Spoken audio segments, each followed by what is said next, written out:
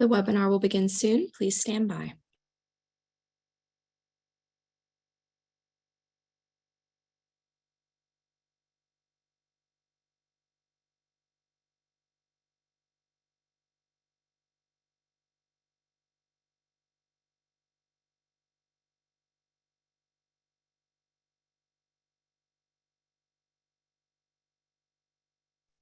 The webinar will begin soon. Please stand by.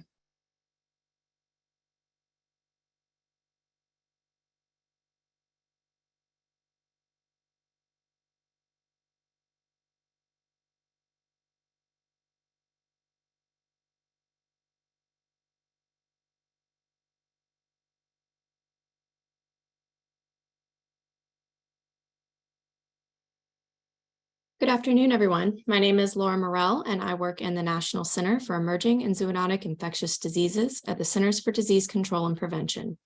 On behalf of CDC's One Health Office, I'm pleased to welcome you to the monthly Zoonoses and One Health Updates call on November 2nd, 2022. Next slide, please. Although the content of this webinar is directed to veterinarians, physicians, epidemiologists, and related public health professionals in federal, state, and local positions, the CDC has no control over who participates. Therefore, please exercise discretion on sensitive content and material, as confidentiality cannot be guaranteed. Today's webinar is being recorded. If you have any objections, you may disconnect now.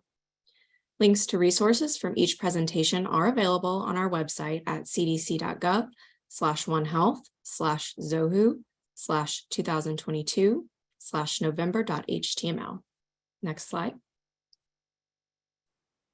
Today's presentations will address one or more of the following 5 objectives: identify an implication for human, animal, and environmental health, identify a One Health approach strategy for prevention of public health threats, identify a One Health approach strategy for detection of public health threats, identify a One Health approach strategy for responding to public health threats, and list 2 ways to improve collaborative practice across the public healthcare team. Next slide. In compliance with continuing education requirements, all presenters must disclose any financial or other associations with the manufacturers of commercial products, suppliers of commercial services, or commercial supporters, as well as any use of unlabeled products or products under investigational use. CDC, our planners, presenters, and their partners or spouses wish to disclose they have no financial interests or other relationships with the manufacturers of commercial products, suppliers of commercial services, or commercial supporters. The Planning Committee reviewed content to ensure there is no bias. The presentations will not include any discussion of the unlabeled use of a product or a product under investigational use. CDC did not accept commercial support for this activity. Next slide. Instructions for receiving free continuing education are available at cdc.gov/onehealth/zohu/continuing education. The course access code is ZOHU Webcast. To receive free CE for today's webcast, complete the evaluation at cdc.gov/TCE online by December 7th, 2022. A captioned video of today's webinar will be posted at cdc.gov/onehealth/zohu/2022/november.html within 30 days. To receive free CE for the web on demand video of today's webinar, complete the evaluation at cdc.gov/TCE online by December 6th, 2024. Next slide. Before we begin today's presentations, Grace Gorioka, Acting One Health Office Deputy Director, will share some news and updates. Grace, you can begin when you're ready. Hi, everyone. Good afternoon. Thank you very much for joining us for the November ZOHU call. Before our presentations begin, I'd like to share some updates and resources. You can find links to these resources in today's ZOHU call email newsletter. And if you aren't yet subscribed to the newsletter, please use the link at the top of the main ZOHU call webpage to sign up. CDC's monkeypox website details what we know about monkeypox in animals and includes information to help prevent virus spread to pets and other animals. You can continue to find on CDC's website the latest COVID-19 guidance and resources for keeping people as well as animals safe and healthy. Next slide, please. Today's newsletter highlights some One Health focused publications, including the quadripartite One Health Joint Plan of Action from 2022 to 2026, working together for the health of humans, animals, plants, and the environment. And a recent report putting pandemics behind us, investing in One Health to reduce risks of emerging infectious diseases. Next slide, please. Other publications included are the preliminary incidence and trends of infections caused by pathogens transmitted commonly through foodborne diseases active surveillance network, 10 US sites from 2016 to 2021, and CDC's National Report on Human Exposure to Environmental Chemicals, updated tables, September 2022. Next slide. We've also shared links to the announcements like the recent health advisory for the outbreak of Ebola virus disease, Sudan Ebola virus in central Uganda, as well as others. Next slide, please. Thank you. To name a couple of web resources we've shared, as well as an online continuing education course offering called the Transboundary and Emerging Diseases of Animals, and a foodborne illness outbreak resource library. Next slide, please. So just some upcoming events and observances of interest include One Health Day, which is recognized every year on November 3rd, which is tomorrow. So we're very excited to engage and spread awareness on this dedicated day. Also, November 17th is National Rural Health Day, and November 18th through 24th is US Antibiotic Awareness Week. Next slide, please. Finally, there are several ongoing outbreaks, including some newly added outbreaks since our last ZOHU call. A new E. coli outbreak linked to frozen falafel, listeria outbreak linked to brie and camembert cheese, and a salmonella outbreak linked to fish. Next slide, please. You can visit CDC's Healthy Pets, Healthy People website for a selected list of ongoing and past US outbreaks of zoonotic diseases. We'd appreciate you continuing to share the ZOHU Call website link with your colleagues from the human, animal, plant, and environmental health sectors, and letting them know about the live webinars, video recordings, and the free continuing education this call offers. Our next ZOHU Call will take place on December 7th, and please continue to send presenter and topic suggestions for future presentations, as well as news from your organizations to zohucall@cdc.gov. That's ZOHUCALL@cdc.gov. Now I'll turn it over back to Laura. Thank you. Thanks, Grace. Next slide, please.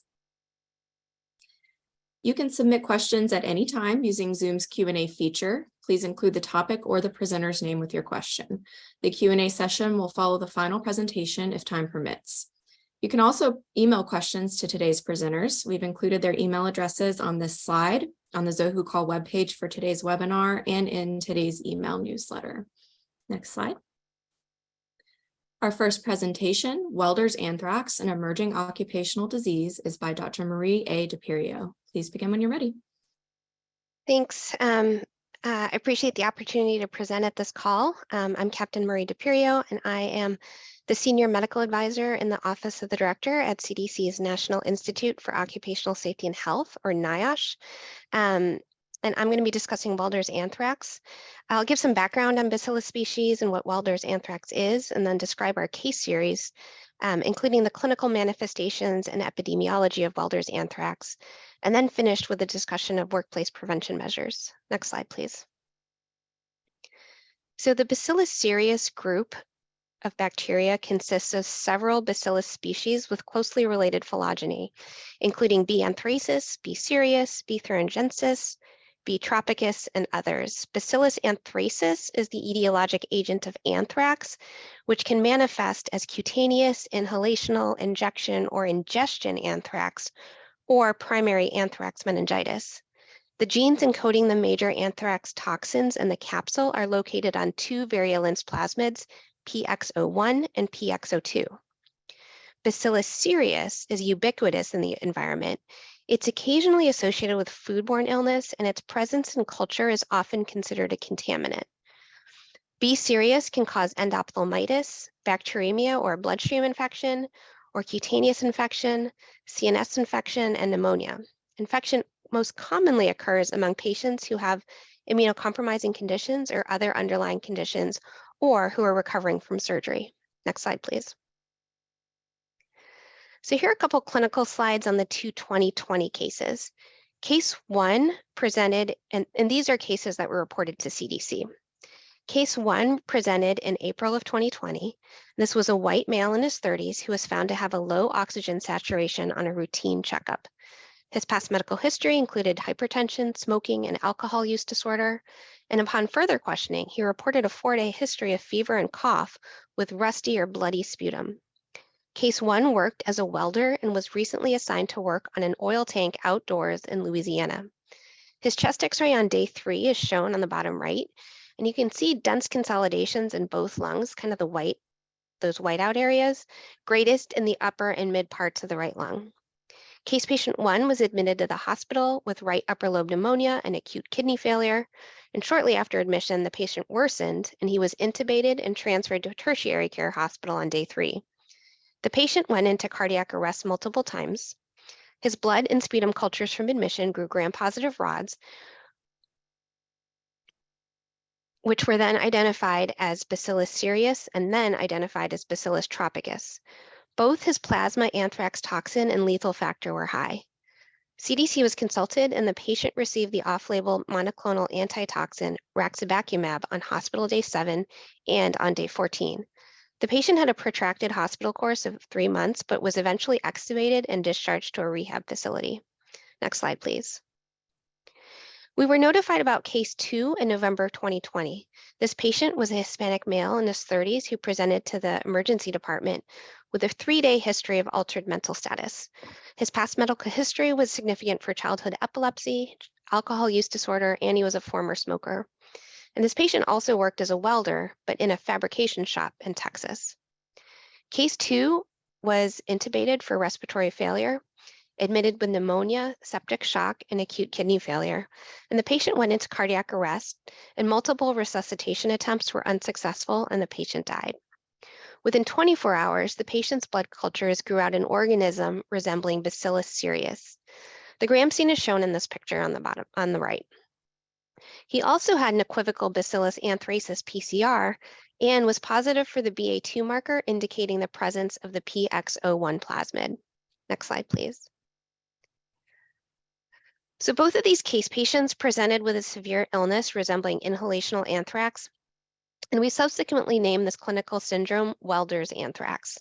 We recently published a case series of the 7 known cases of Welder's anthrax that were reported to CDC from 1994 to 2020, including the 2 patients I just presented.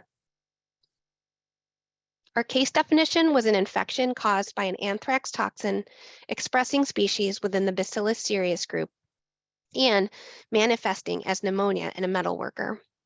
Here's a table from our paper that has information about the 7 cases, and I'm going to walk through their characteristics in the next slides. Next slide, please.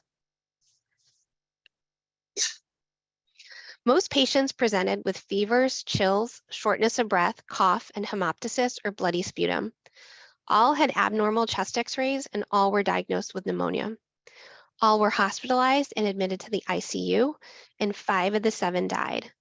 All patients received broad-spectrum antibiotic treatment, and then 1 surviving patient, case 1, who I just presented, received raxibacumab, which is that monoclonal anthrax antitoxin. Next slide, please.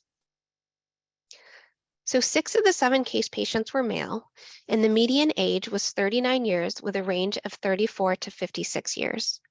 In terms of race and ethnicity, 2 were reported to be white, 1 Black, 2 Hispanic or Latino, and 2 had an unknown race. 3 of the case patients had no known comorbidities or underlying medical conditions, and reported comorbidities included alcohol use disorder, current smoker, and asthma. Next slide, please. In terms of occupational history, the job titles included 6 welders and 1 metal worker. Of note, work sites were reported to only be in Louisiana and Texas. Additional work information was pretty sparse in the published case reports, and only 2 patients had information on job tenure.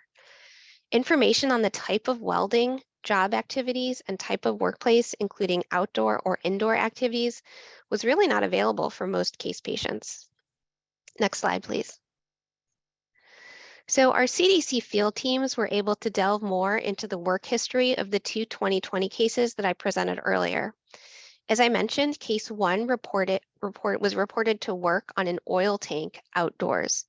He welded on new A36 mild carbon steel using a shielded metal arc welding process. Other job activities involved scrubbing debris off the roof, and he was also present during sandblasting and metal grinding.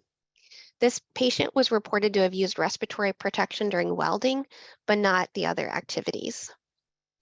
So case 2 worked in a wood fabrication shop that had no local exhaust systems, but had large bay doors that were usually open.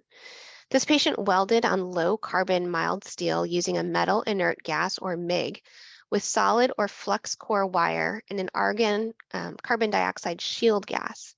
This patient performed some grinding using a handheld AC powered tool with abrasive discs, and he was also reported to have performed flame cutting. This case also reportedly used compressed air and dry sweeping as part of cleanup activities. He reportedly wore an N95 respirator and a welding hood when welding, but was not fit tested. Next slide, please. So several studies have shown an increased risk of pneumonia, defined as bacterial, lobar, and pneumococcal, and mortality among welders and other workers exposed to metal fumes and mineral dust. A 2019 review demonstrated that workplace exposures contribute substantially to the burden of community-acquired pneumonia, with an attributable occupational population fraction of 10%. In 7 cohort studies that estimated the risk of pneumonia in welders, metal fumes and welding exposures contributed even more to the burden of community-acquired pneumonia, with an attributable occupational fraction of 52%. Next slide, please. So why welders? Well, evidence suggests that the inhalation of ferrous and other metal fumes in the workplace may predispose workers to lung infections.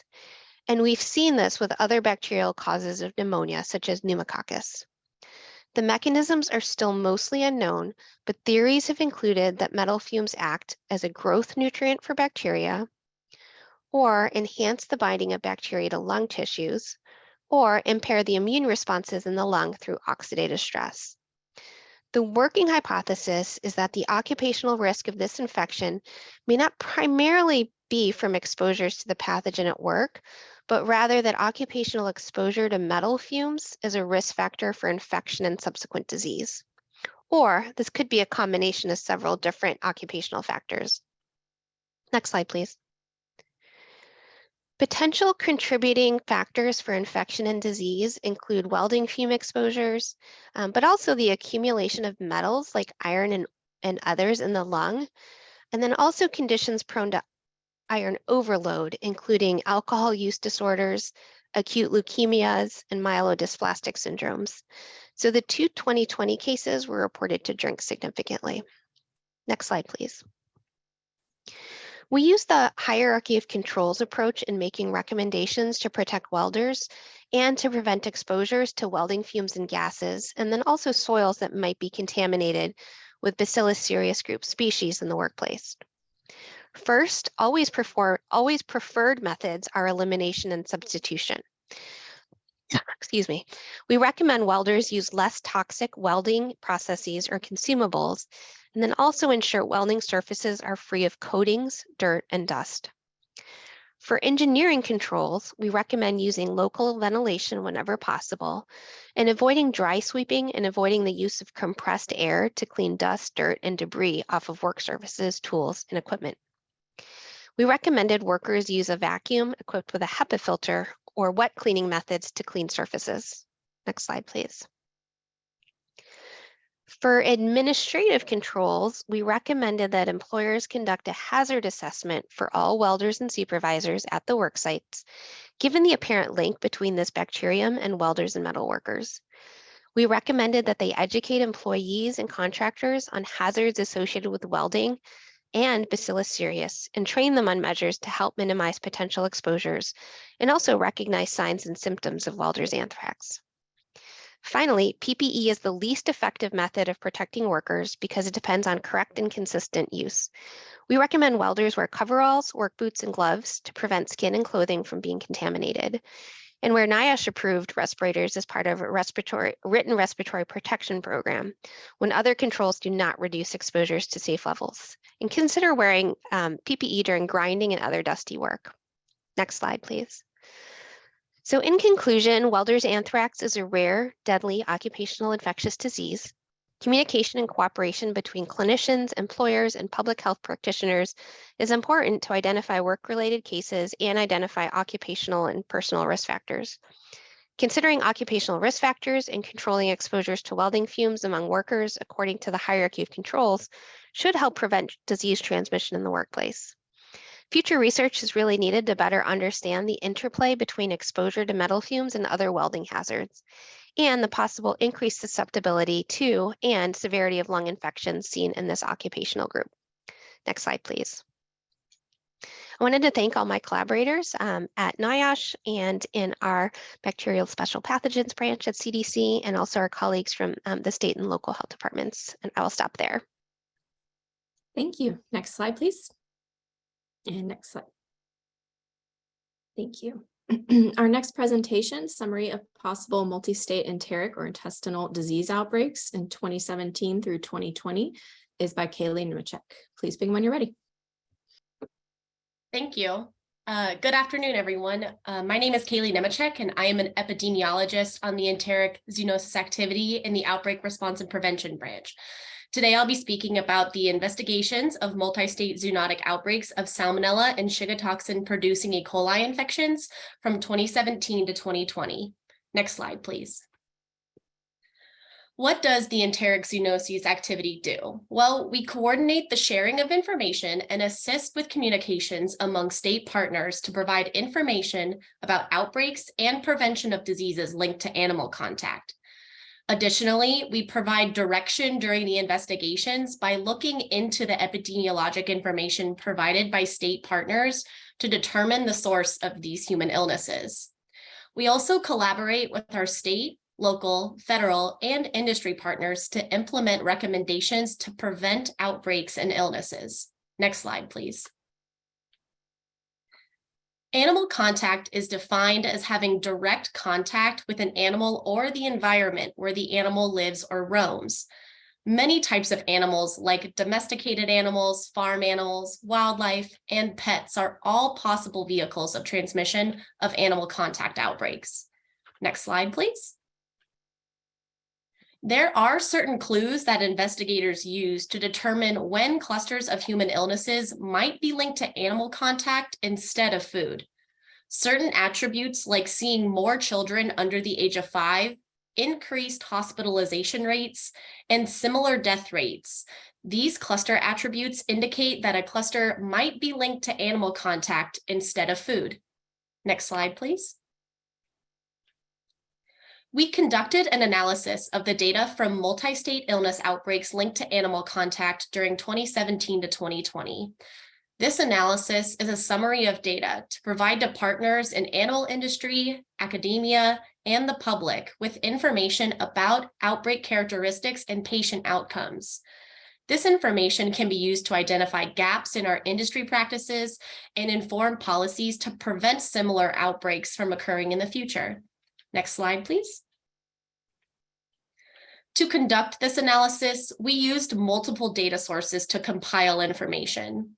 Data from ORPB's Outbreak Management System, PulseNet's National Molecular Subtyping Network for Enteric Disease Surveillance, and the System for Enteric Disease Response, Investigation, and Coordination was merged together to examine the number of outbreaks linked to animal contact, patient characteristics, and types of animals linked to outbreaks. Next slide, please. In this analysis, outbreak years were assigned by using the year that the investigation was opened, unless the outbreak continued beyond March 31st of the following year. In that instance, the outbreak was then assigned the year that the investigation was closed. Next slide, please.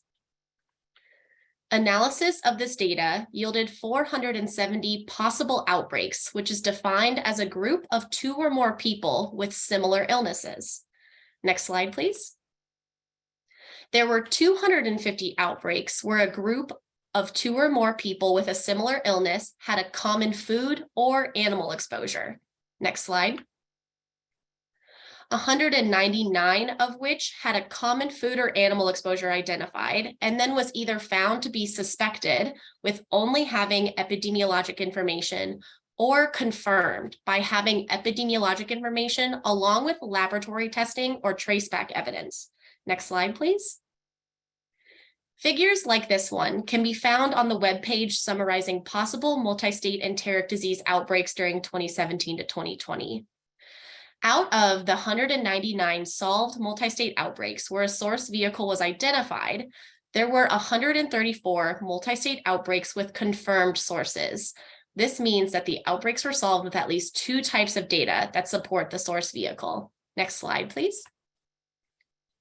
For today's presentation, we'll be focusing on the 67 solved multi-state outbreaks that were linked to animal contact. Next slide, please. Of the 67 outbreaks linked to animal contact, 66 of them resulted from Salmonella infection and 1 resulted from E. coli infection. Next slide. Multi-state animal contact outbreaks resulted in a total of 5,081 illnesses, 1,057 hospitalizations, and 8 deaths. Next slide, please.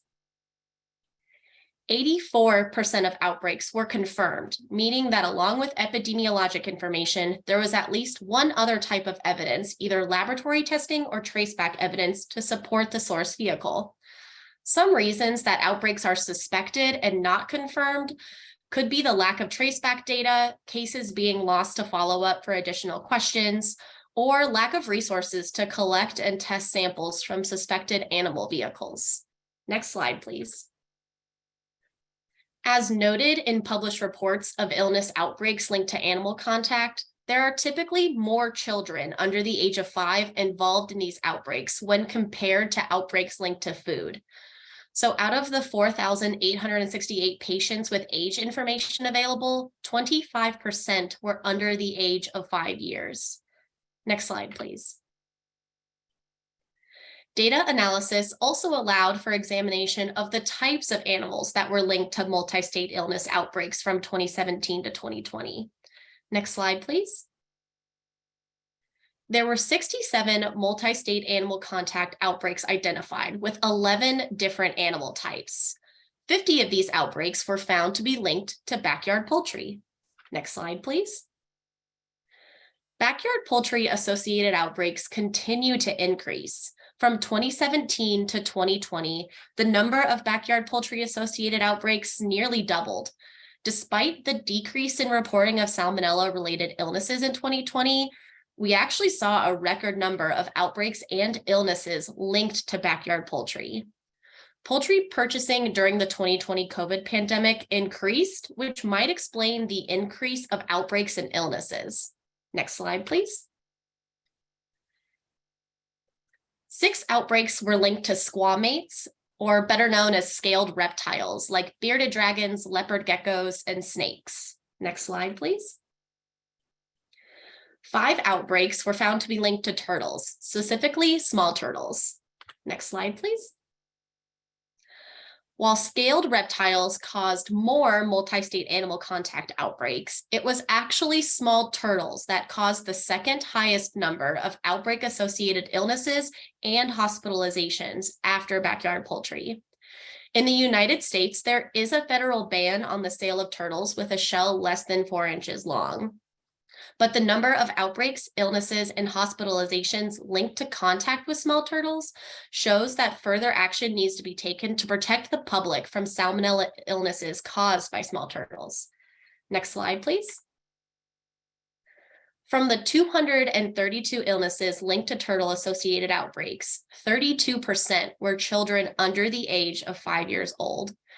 The implementation of the federal ban on the domestic sale of small turtles resulted from the large number of salmonella illnesses among small children who are more likely to have severe infections. Next slide, please. 3 outbreaks were linked to small mammals such as guinea pigs and hedgehogs. Next slide, please. 1 outbreak was linked to cattle, 1 was linked to pig ear pet treats intended for dogs, and 1 that included multiple animal vehicles. Next slide, please.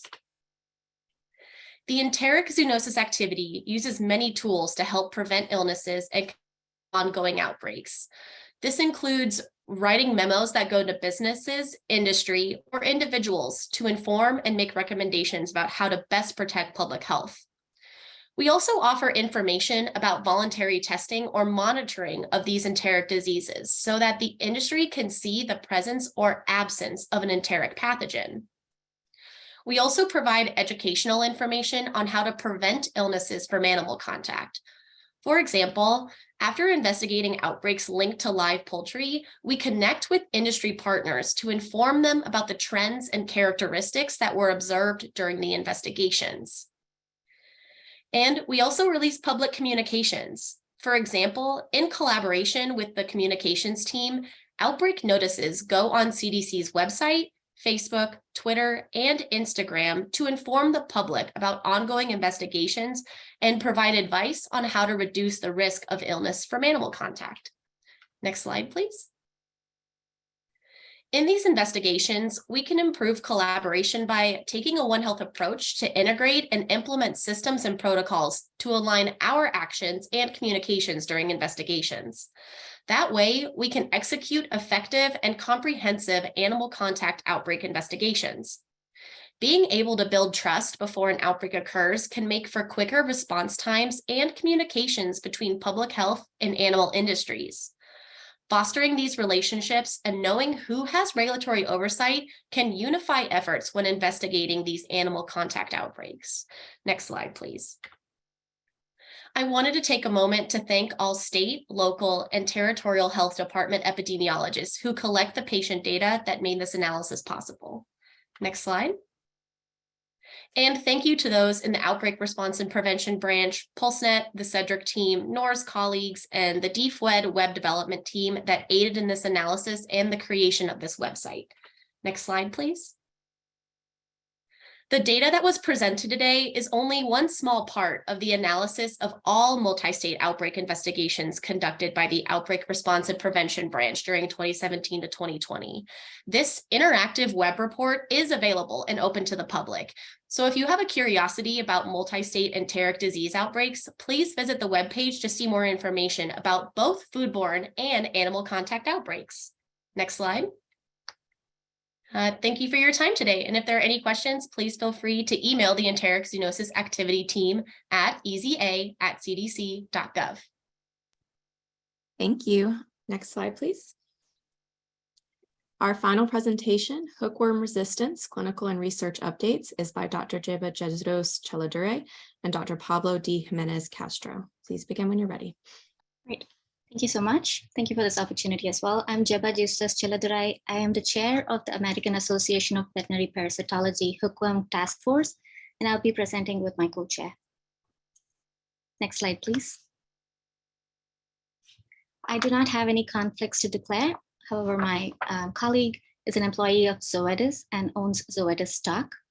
The American Association of Veterinary Parasitology Hookworm Task Force is also comprised of members of academia, industry, diagnostic labs, and regulatory bodies, and we have about 27 members. Next slide, please.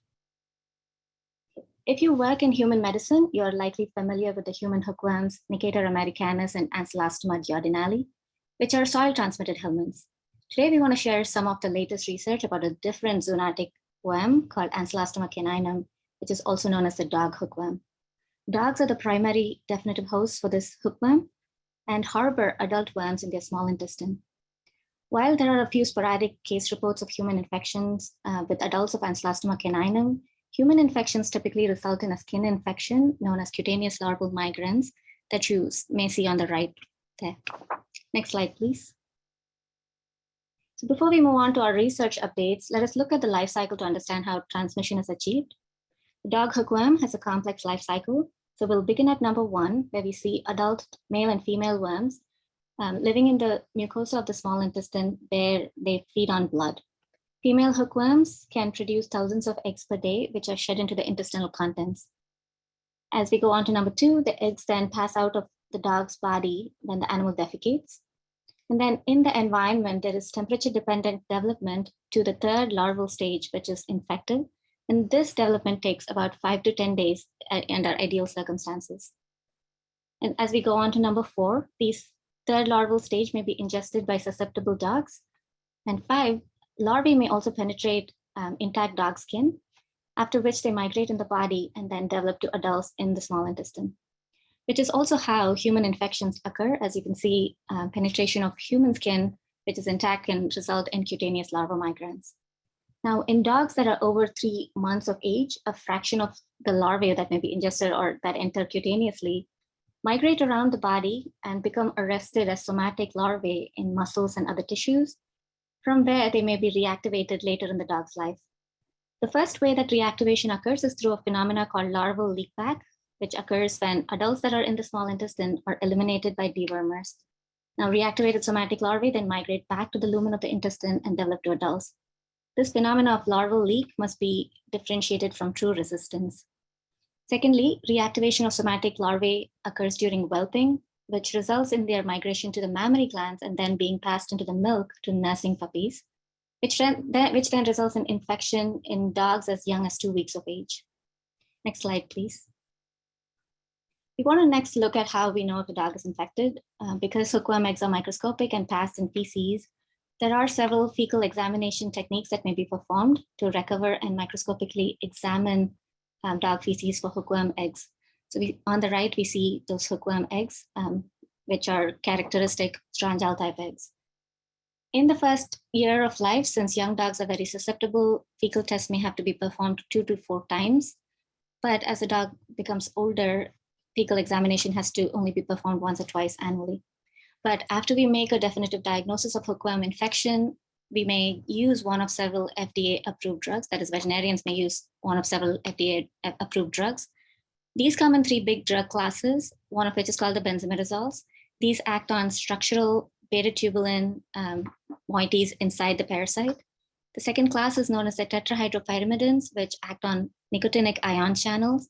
And then thirdly, we have the macrocyclic lactones, which act on glutamate-gated ion channels.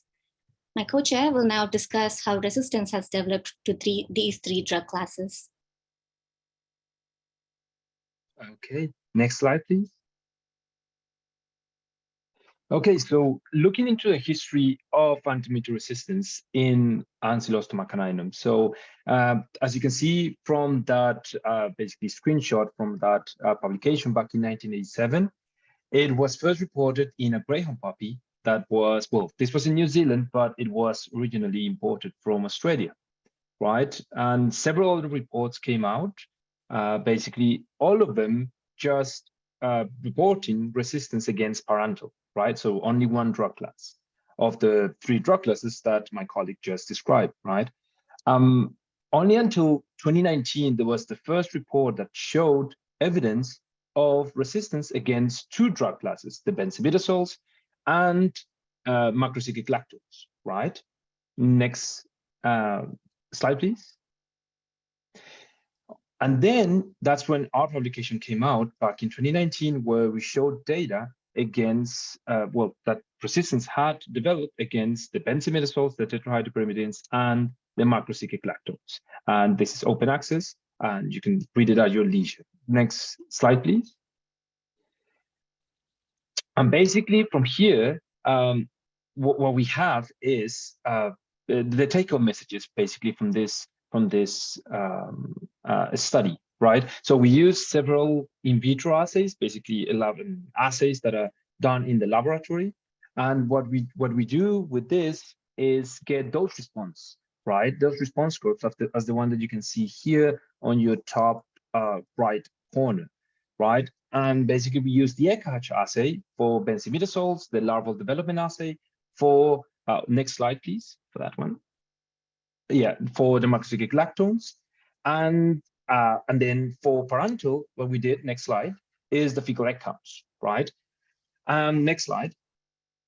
And then for the molecular part, what we did was, as you can see from that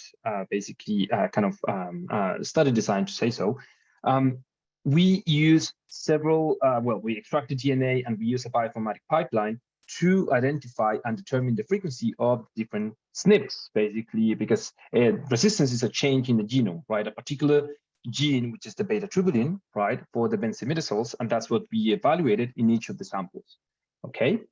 And basically what we found was a high frequency of that SNP at the codon 167, right, of this beta tubulin gene, okay? Next slide, please.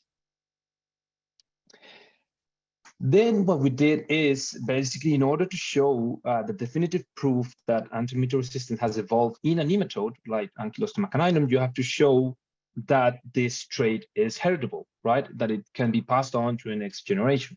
So you do this with a controlled efficacy trial, right? Which is what we did.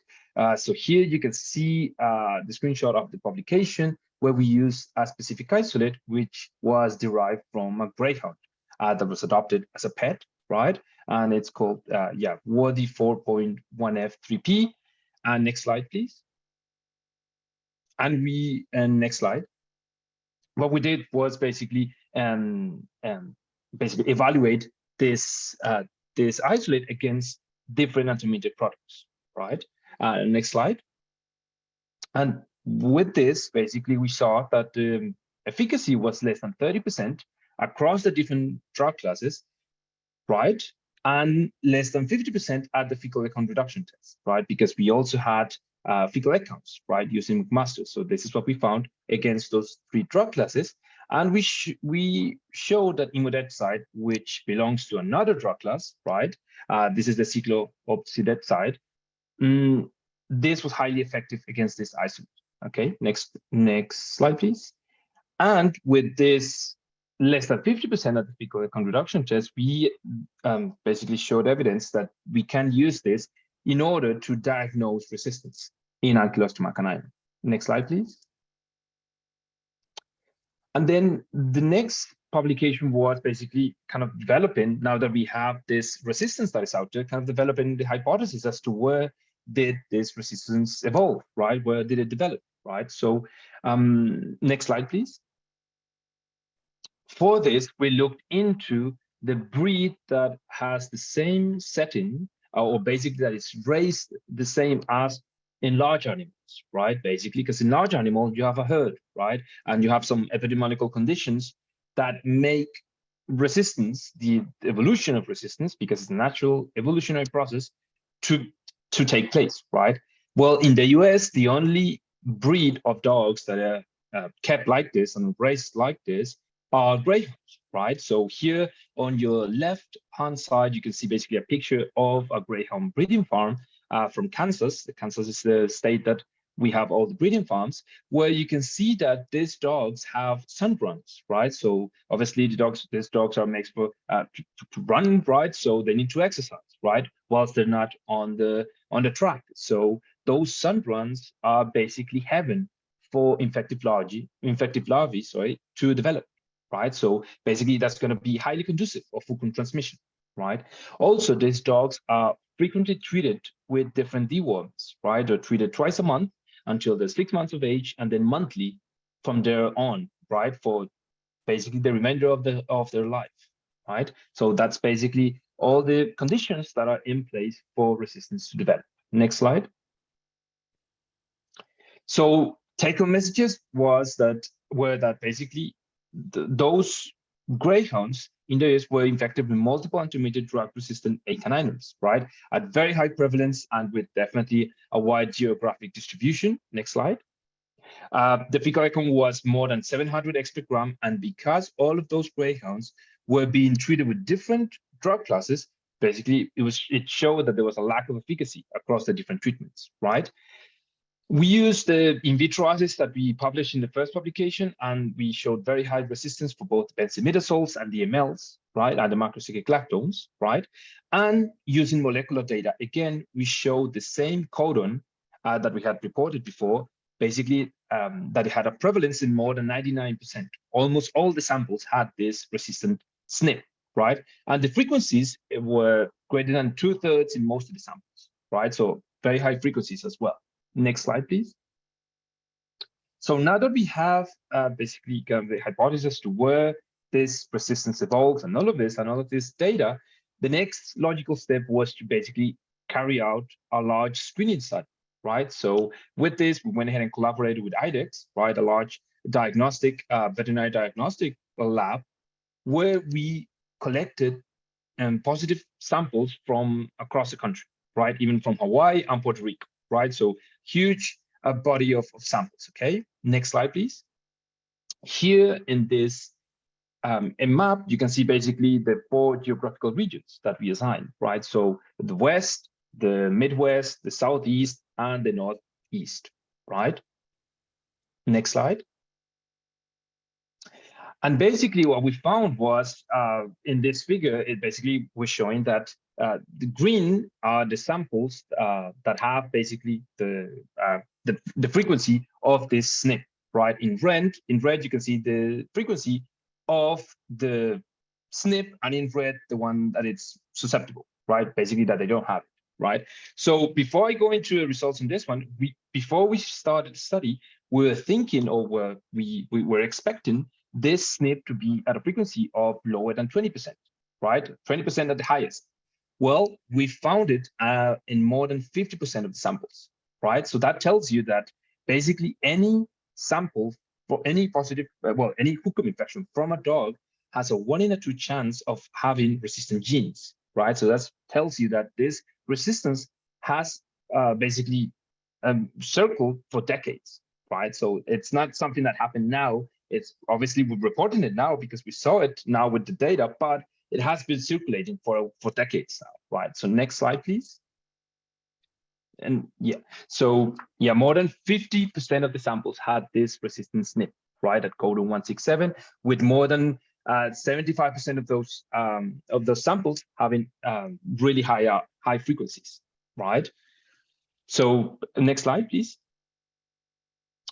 One of the main takeaways as well that we got from this body of data, because we had basically breed information, age information, and location information from the different samples, we wanted to know if there were any risk factors, right? So basically, if there were any associations to see, I don't know, maybe small breeds are more prone to be infected with resistant hookworms, right? So we carried out different statistical analysis, epidemiological analysis, and we did not find any differences. Basically, there are no risk factors associated with any age, breed, or location.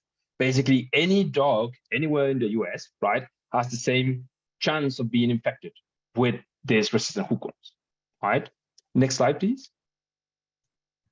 Right, now that we know that we have resistance emerging across the country, let us take a look at current recommendations for controlling infections in dogs first. Thank you. So young puppies are very susceptible to hookworm infections, and they may need to be dewormed frequently in their first year of life. And this will be 4 times in the first 8 weeks of age, starting at age 2 weeks, and then every 2 weeks until they reach 8 weeks of age. And then afterwards, they should be placed on a monthly broad spectrum dewormer that's going to protect them from heartworms, hookworms, and other intestinal parasites. We recommend that routine qualitative fecal floats be performed every 3 to 4 months.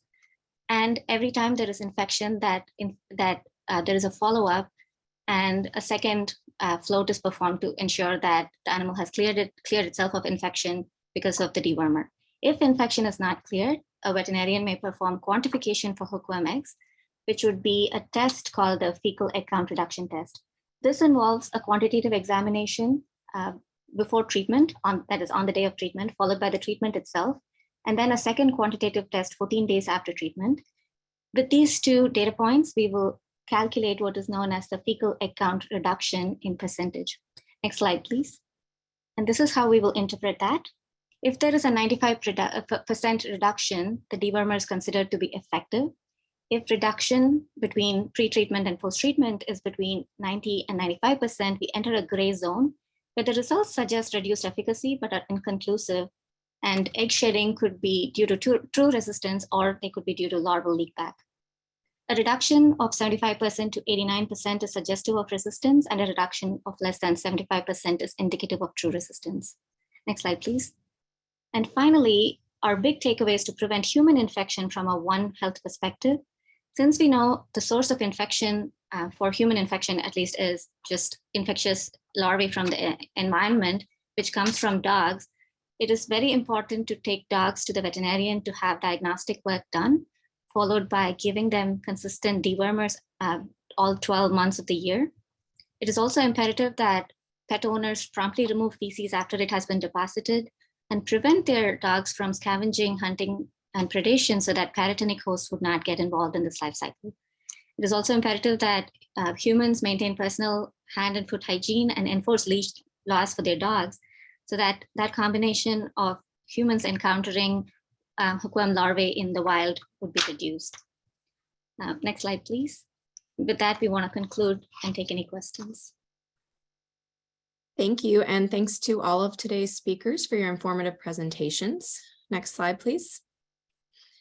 Links to resources, from each presentation are available on our website at cdc.gov/onehealth/2022/november.html.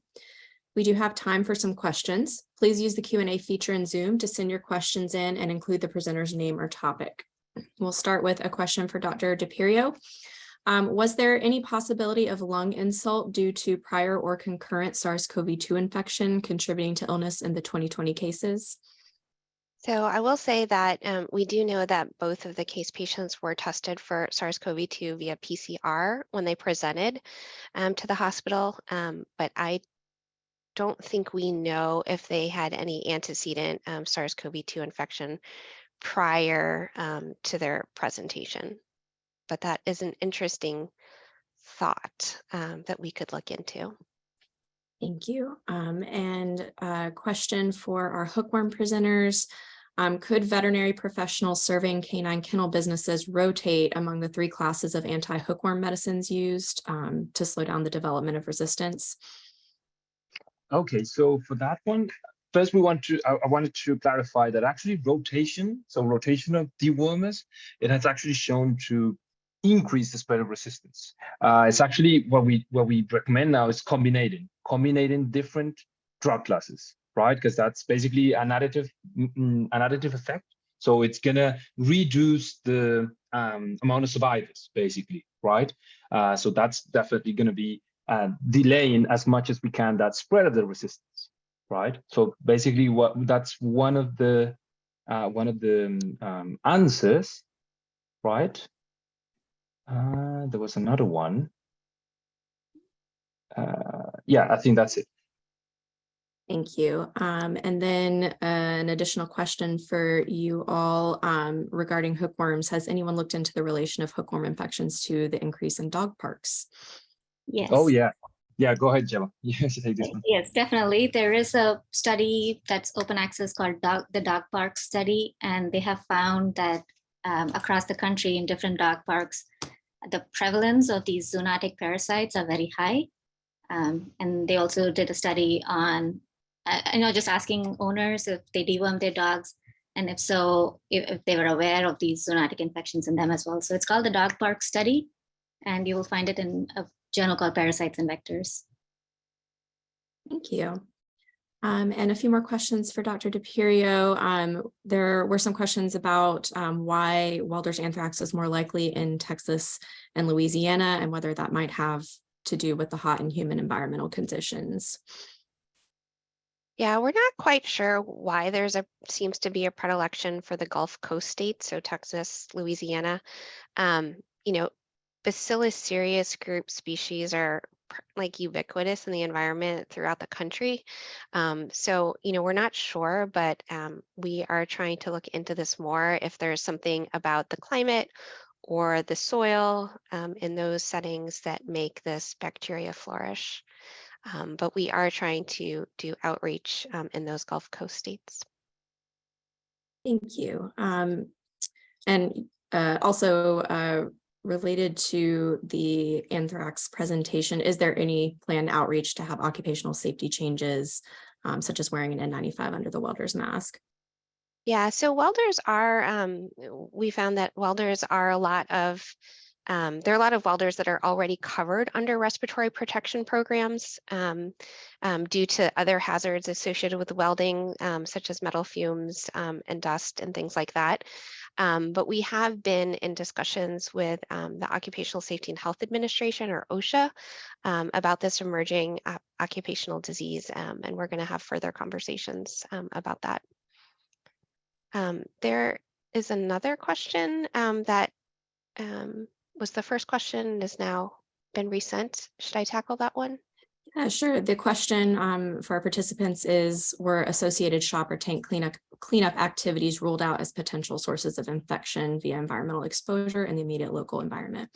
Yeah, so I didn't present this in my presentation, but there are more details about environmental sampling that was done for the 2020 cases. You can read that in the papers that have been published. But for case one, it was that patient who worked on that outdoor oil tank. We had a field team that ended up collecting about over 200 environmental samples. So these are soil samples, but also swabs of surfaces.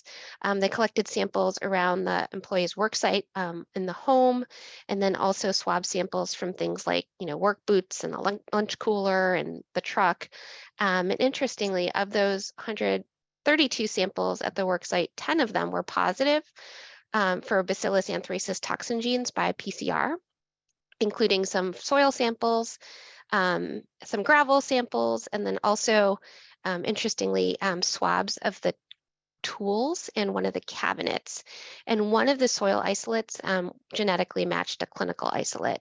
None of the samples that were taken in the employee's home were positive. Also, there were a couple samples that were positive from the employee's work boots. For case two, that was the one that worked in the wood fabrication shop. There are 108 environmental samples collected during that investigation, including soil and surface swabs, and all were negative by PCR. So, certainly we found the bacteria present at the work site in case one, but not case two. Thank you.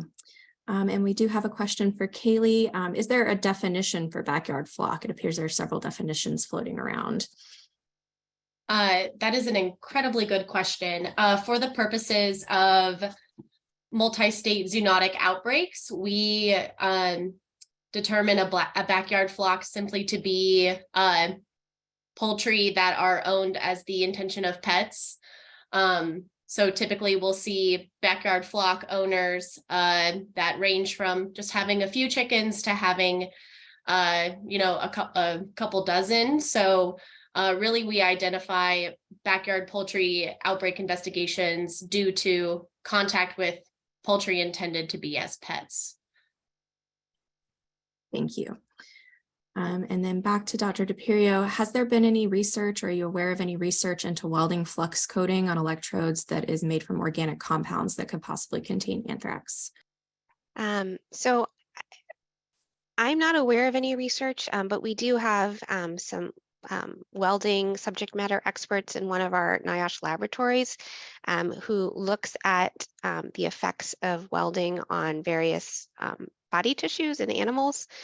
So that is something that we can pursue.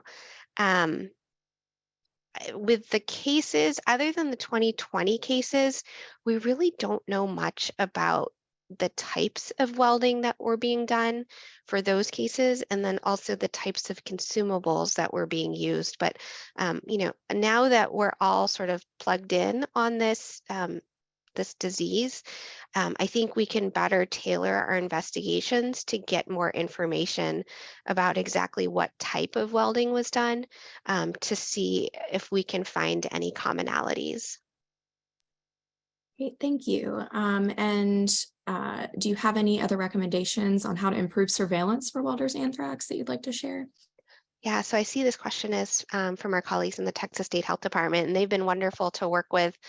I think we're trying to get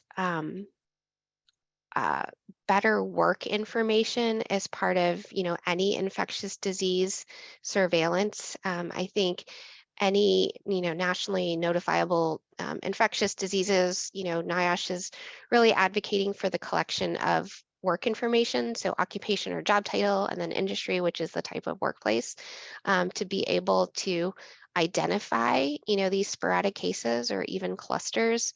I know a lot of clinicians might treat, a Bacillus cereus isolate in a culture as possibly a contaminant, but we're also trying to raise awareness that, there may be more at play with this finding. Thank you so much. We have run out of time, but next slide, please. If you have other questions for today's presenters, we have included their email addresses in the slides here, and then on the ZOHU call webpage for today's webinar and in our email newsletter from today. And then a reminder that our video of today's webinar will be posted within 30 days. So please do join us for the next ZOHU call on December 7th, 2022. Thank you for your participation. This ends today's webinar.